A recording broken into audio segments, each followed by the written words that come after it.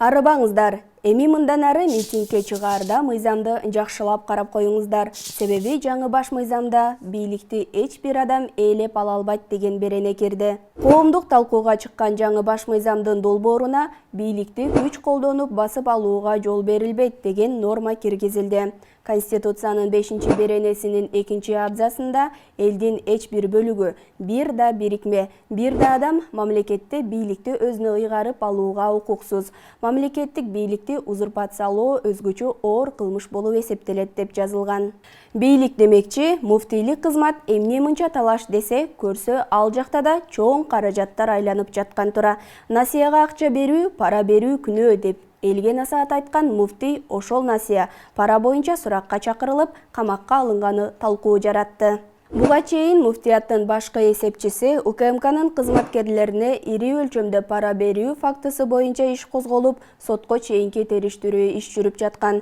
УКМКнын маалыматында жүргүзгөн ошол тергөө иш-аракеттеринин натыйжасында муфтий Максатбек Ажы Токтомушев ажылык сапарга аттангандар чогулткан каражаттарды пайдаланууда каржылык мыйзам бузууга барган жана бул кылмыш ишине катыштыгы бар тууралуу далилдер алынды деп жазылган. Бул боюнча кечээ муфтий кармалып, тергөө абагына киргизилген. Интернет баракчаларда молдонун айтканын кыл, кылганын кылба.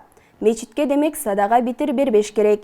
Мурун жаназага бергенди алчы, азыр 5000 сом тариф болуп калыптыр деген нааразычылыктар жазылган. Дин комиссиясынын мурдагы төрагасы Акин Токталиев бул тууралуу төмөнкү пикирин билдирүүдө.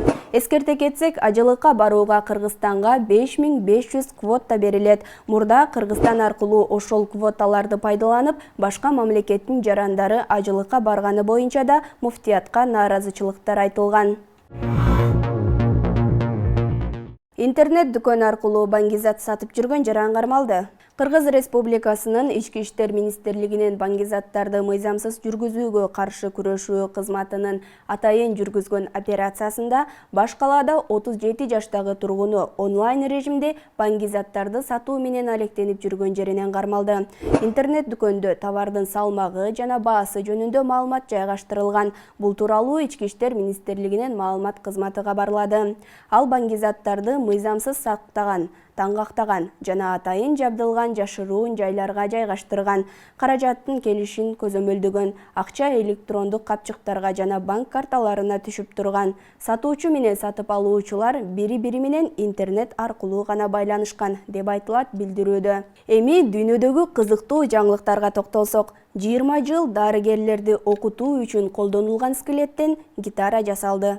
АКШда Принц Пол Ночкайман аттуу музыкант рок-музыкага үйрөткөн агасынын сөөгүн жерге берүүгө же өртпөөгө кыйбай, элесин түбөлүк калтыруу үчүн анын скелетинен гитара жасап алган.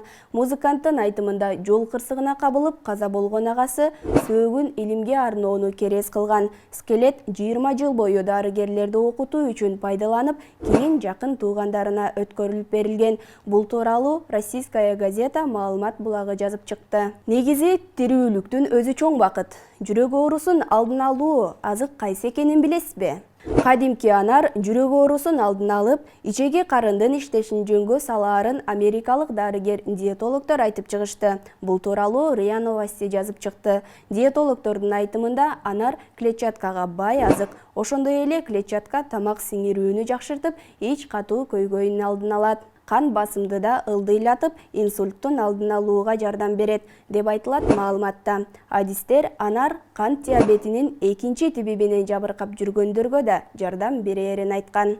Бизде бүгүнкү жаңылыктар ушулар. Саламатта калыңыздар.